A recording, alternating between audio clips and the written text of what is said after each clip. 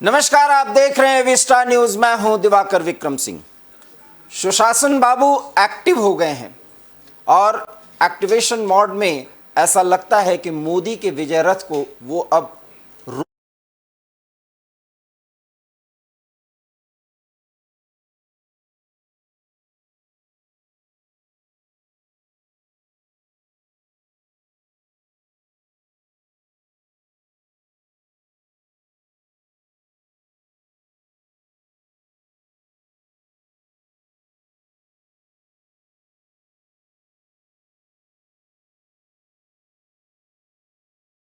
विपक्ष पूरी तरीके से बिखरा हुआ है और अलग थलग हर की अपनी ढपली अपना राग, और इस आधार पर राजनीति में विपक्ष की जो भूमिका है वो लगभग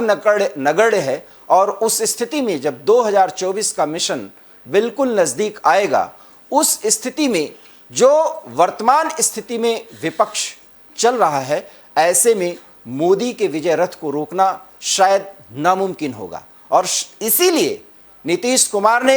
दो बातों का सहारा लिया। एक, उन्होंने ये दिखाया कि बिहार में जब वो मुख्यमंत्री रहे तो सुशासन बाबू की हैसियत जो उन्होंने प्राप्त की, वो जो करके दिखाया, अब वो पूरे देश में दिखाना चाहते हैं। इसलिए नारे और पोस्टर नीतीश कुमार के साथ हो चले हैं, क्योंकि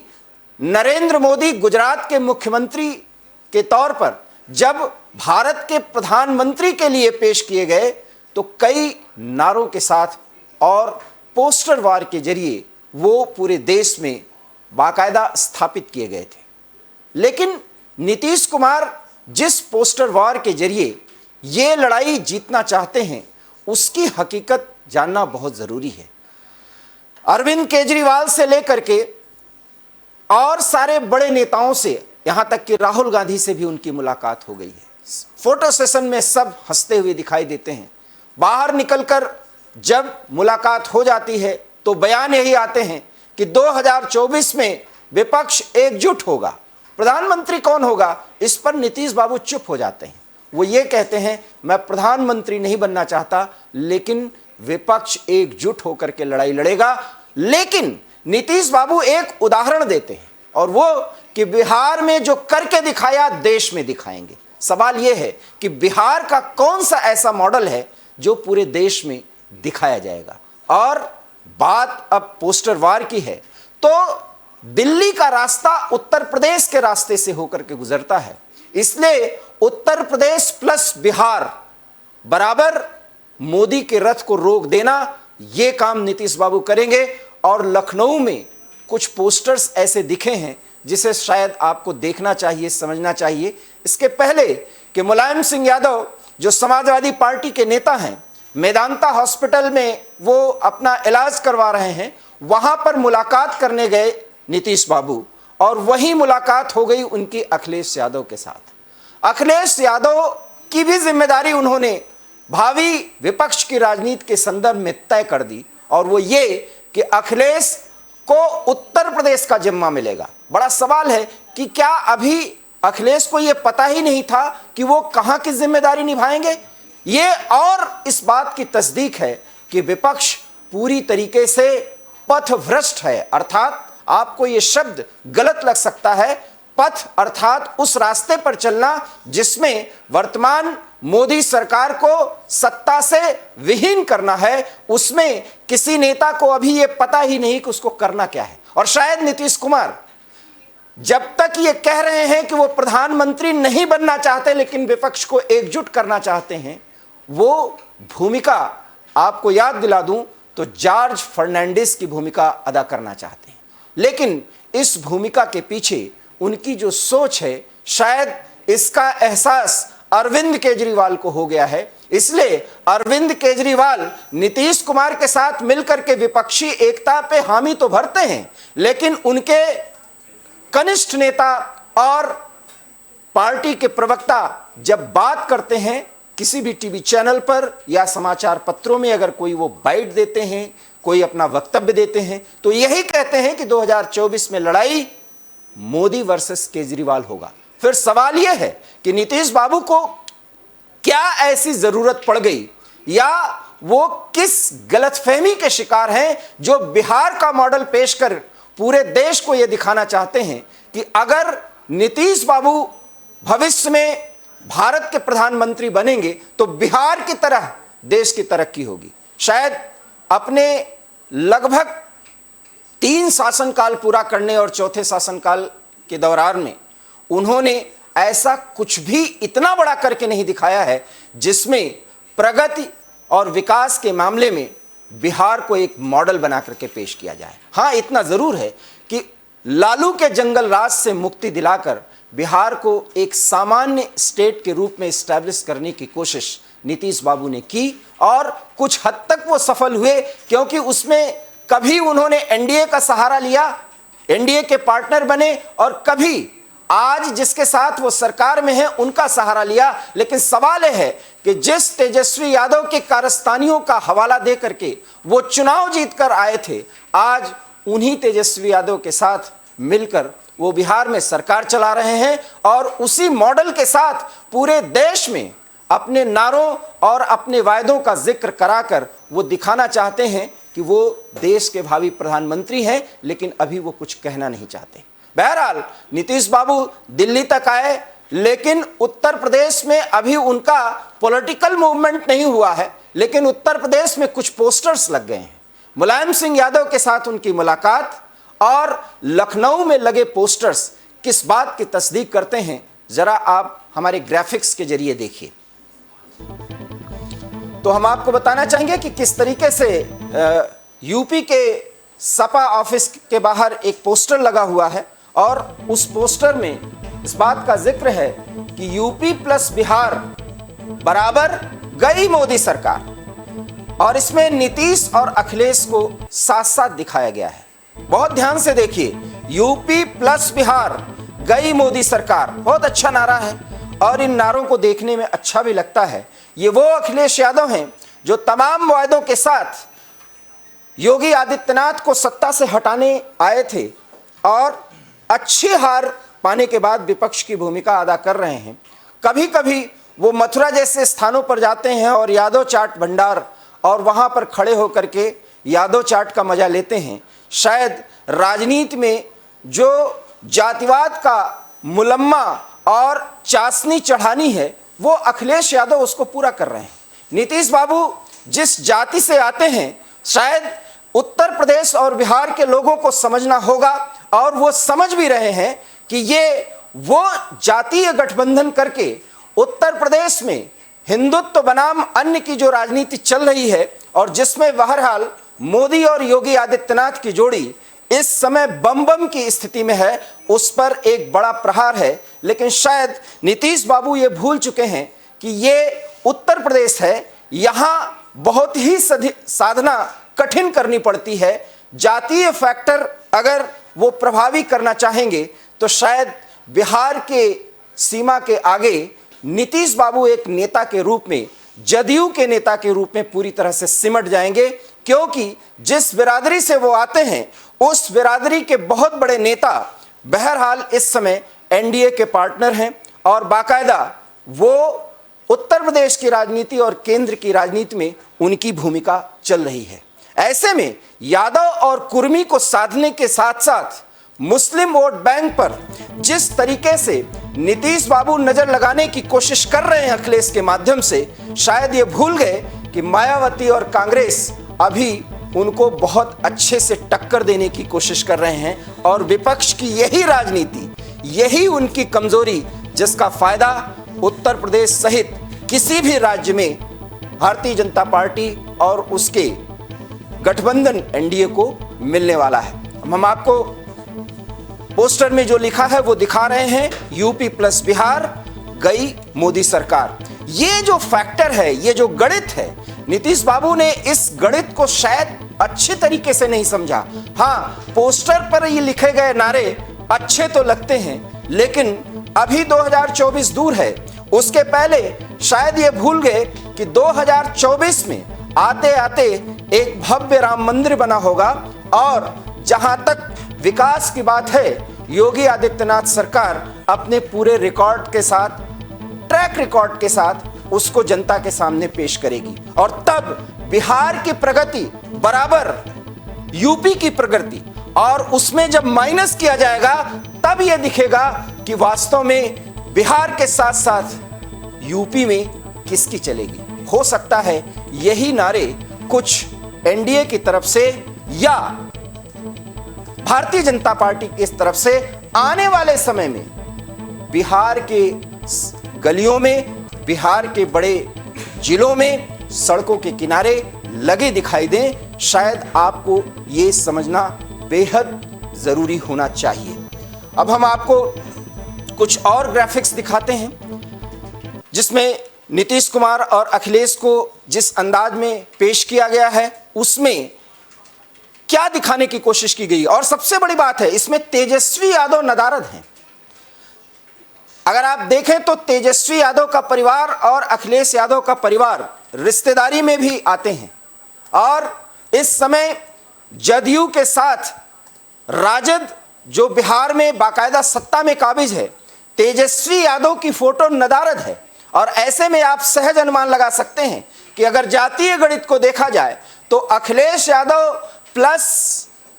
नीतीश और उसमें तेजस्वी यादव को माइनस कर दिया गया। अब आप समझ सकते हैं कितनी बड़ी भूल नीतीश कुमार और अखिलेश यादव के रणनीतिकारों ने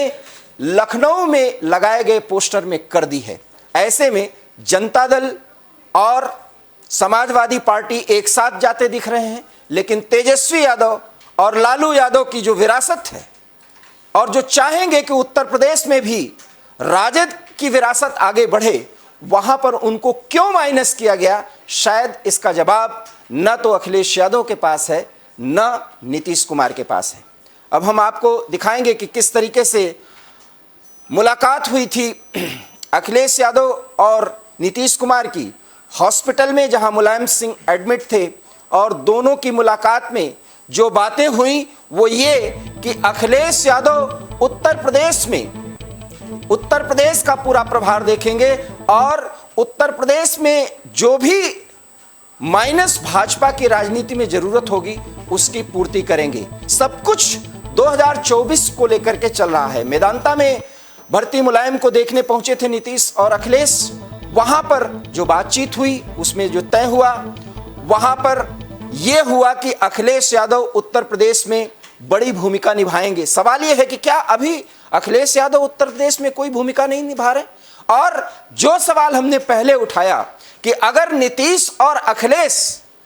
उत्तर प्रदेश प्लस बिहार गई मोदी सरकार की बराबरी करते हैं तो तेजस्वी यादव को इस पोस्टर में क्यों छोड़ा गया? शायद ये भूल कर रहे हैं। उत्तर प्रदेश और बिहार की जातीय राजनीति में जिस तरीके से नीतीश कुमार और अखिलेश यादव के रणनीतिकारों ने, एक बार हम फिर कहेंगे कि जिस तरीके से इन दोनों नेताओं के रणनीतिकारों ने पोस्टर में तेजस्वी को छोड़ा है, उससे इतना साफ नजर आ रहा है कि कहीं न कहीं कील कांटे दुरुस्त करने में जिस जॉर्ज फर्नांडिस की भूमिका में नीतीश कुमार आना चाहते हैं, वहां वो बहुत बड़ी भूल करने जा रहे हैं और भूल कर चुके हैं। और शायद यही कारण है कि जैसा कि हमारे सहयोगी ने अभी बताया कि प्रशांत किशोर बराबर टिप्पणियां कर रहे हैं। कभी नीतीश कुमार को वो बूढ़ा हो चले राजनीतिक करार देते हैं और कभी वो कहते हैं कि शायद अब उनकी जो सोच पहले थी उससे आगे की वो सोच नहीं सकते क्योंकि उनकी सीमाएं हैं। ये प्रशांत किशोर जो चुनावी मामलों के जानकार माने जाते हैं और चुनावी मैनेजमेंट के माहिर माने जाते हैं, वो ये कह रहे हैं। और साथ ही साथ नीतीश कुमार की एक ऐसी फोटो उन्होंने कुछ दिन पहले ट्वीट में कही थी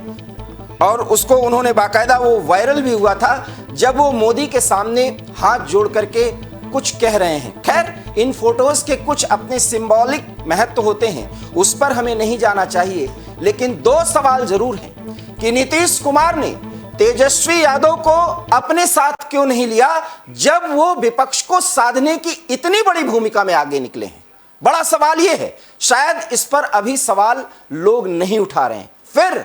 जिस अखिलेश यादव और तेजस्वी यादव का पारिवारिक और रिश्तेदारी का संबंध है, जहां जातीय फैक्टर एक बहुत बड़ा फैक्टर माना जाता है, उस लखनऊ में पोस्टर भी लगा तो नीतीश प्लस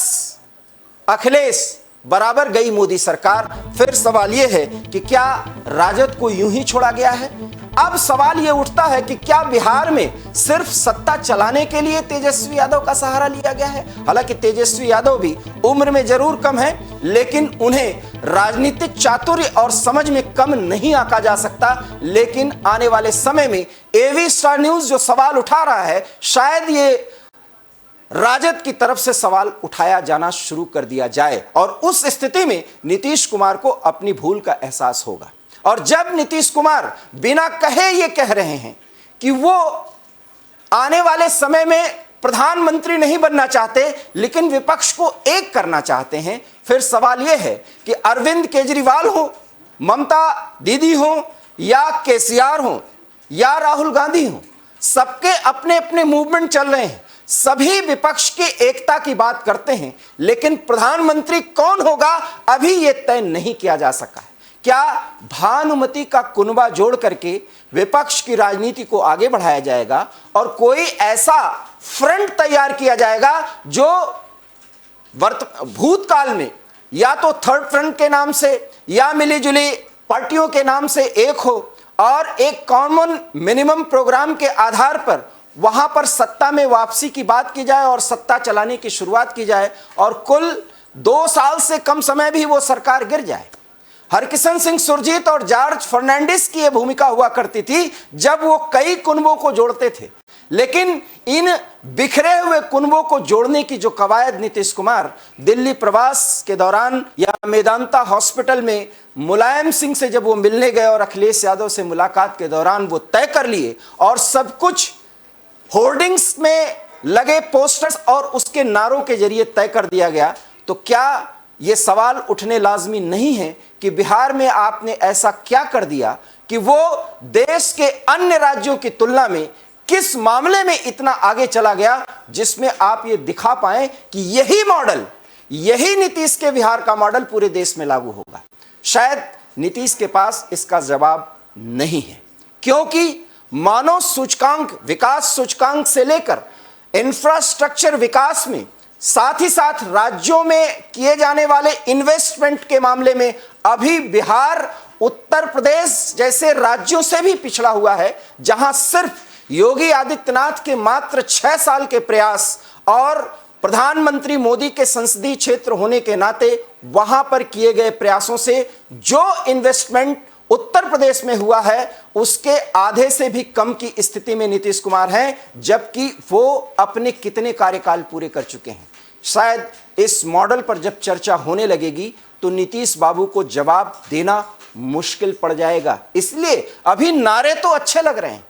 क्योंकि सिंबॉलिक तौर पर वो अपने आप को प्रधानमंत्री इसलिए प्रोजेक्ट नहीं कर रहे हैं भावी प्रधानमंत्री के रूप में क्योंकि तब बिहार के विकास मॉडल की बाकायदा चर्चा होगी और देश के उन राज्यों में जहां के कोई भी स्थानीय नेता या राज्य स्तरीय नेता, यहां तक कि अरविंद केजरीवाल जैसे नेता जो ये दावा कर सकते हैं कि उनके विकास मॉडल की चर्चा पूरी दुनिया में हुई है, लेकिन जंगल राज से मुक्त करा देने के बाद भी बिहार के किसी भी मॉडल की चर्चा पूरे देश में अभी तक नहीं हुई है। अगर एक भी ऐसा उदाहरण हो तो शायद नीतीश कुमार दे पाएं, लेकिन ऐसा कोई उदाहरण अभी वो नहीं दे सके हैं, जबकि अरविंद केजरीवाल और उनके पार्टी के प्रवक्ता ये दावा कर रहे हैं कि शिक्षा के क्षेत्र में जो क्रांति दिल्ली में लाई गई है और वो क्रांति और वो विजन अगर प्रधानमंत्री नरेंद्र मोदी फॉलो करें तो देश में शिक्षा क्रांति आ सकती है।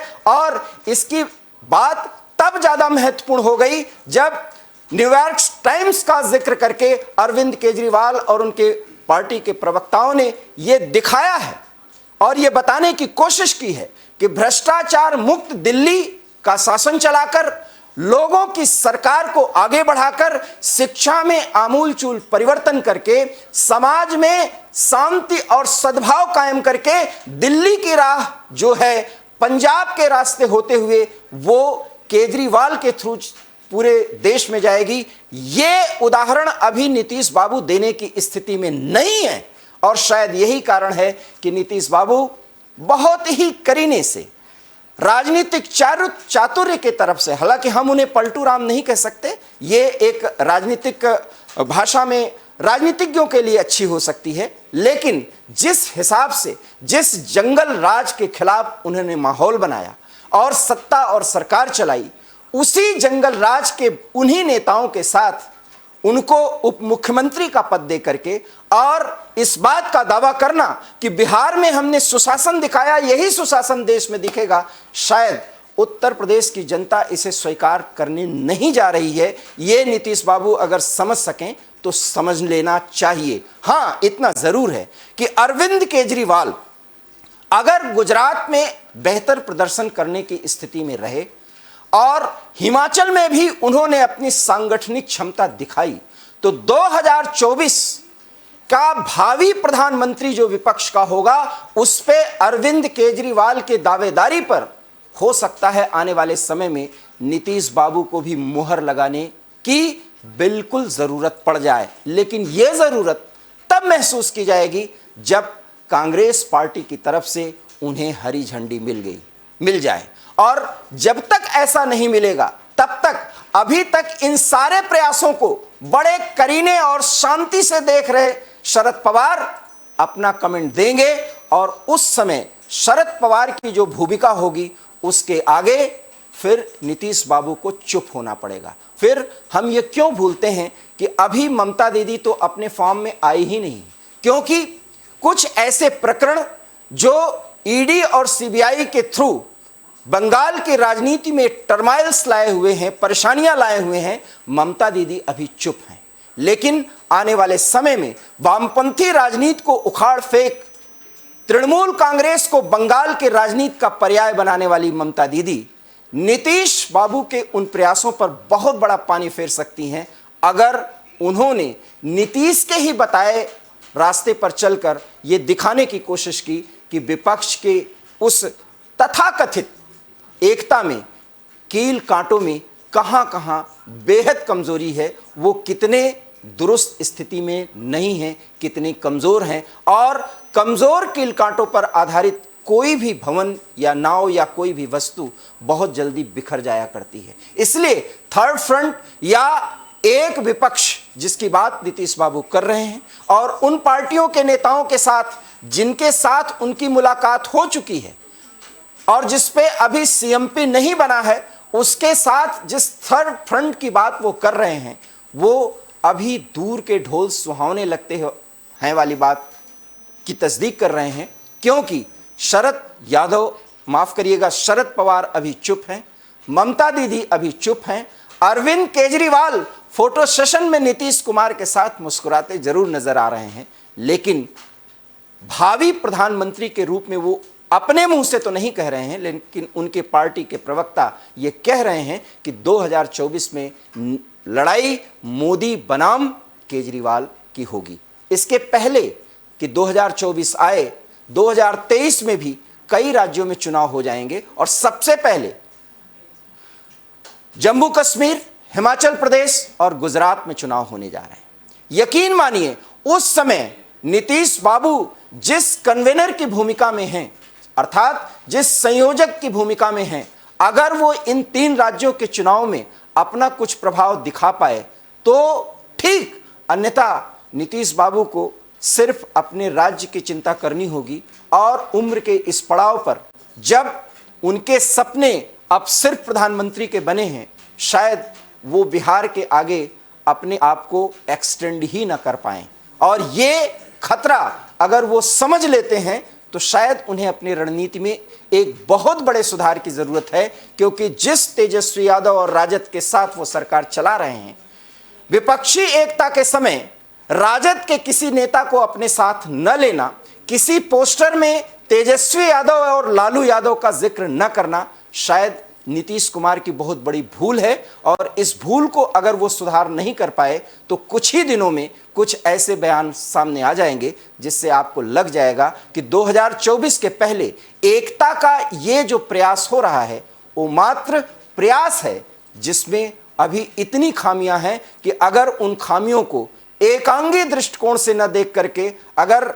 सार्वजनिक तौर पर उसको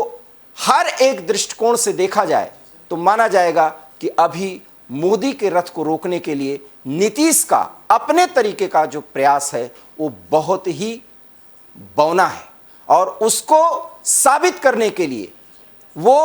अभी इस स्तर पर प्रयास करने की शुरुआत करेंगे, इसमें संदेह है। क्योंकि उन्हें भरोसा हो चुका है कि अपने नारों के जरिए जिस जुमले को काटकर जिस हकीकत को पूरे देश में वो दिखाने की कोशिश कर रहे हैं, उस बिहार की हकीकत से शायद अभी देश पूरी तरीके से न तो वाकिफ है, न संतुष्ट है, और न ही आश्वस्त है कि वही प्रयोग पूरे देश में किया जाए तो पूरा देश विकास के उस रास्ते पर चलेगा जिसकी चाहत नीतीश कर बैठे हैं। क्योंकि उसके पहले बहुत ही बड़ा एक चेक पॉइंट इस समय लगा दिया है अरविंद केजरीवाल ने, जहां शिक्षा, रोजगार और शांति कायम कर पूरे समाज को, पूरे देश को बहुत महान बनाने की घोषणा अरविंद केजरीवाल कर चुके हैं। और वो नारा प्रधानमंत्री मोदी के नारे के बड़ा नजदीक है, इसलिए नारों में भी नीतीश कुमार अभी अरविंद केजरीवाल से बहुत पीछे चल रहे हैं। शायद बिहार के मॉडल से आगे बढ़कर देश के किसी मॉडल का साथ रख नीतीश कुमार को कुछ और नारे गढ़ने पड़ेंगे, तब वो भविष्य में उस पद के दावेदार हो सकते हैं जो अभी तो नहीं बोल रहे हैं, लेकिन उनके दिल की आखिरी ख्वाहिश यही है। क्या होगी उनकी ख्वाहिश पूरी, हम आपको समय समय पर बताते रहेंगे, लेकिन इसके लिए आपको देखते रहना होगा एवी स्टार न्यूज़, क्योंकि यहाँ खबरों का सिलसिला कभी नहीं थमता। फिलहाल मुझे दीजिए इजाज़त, नमस्कार।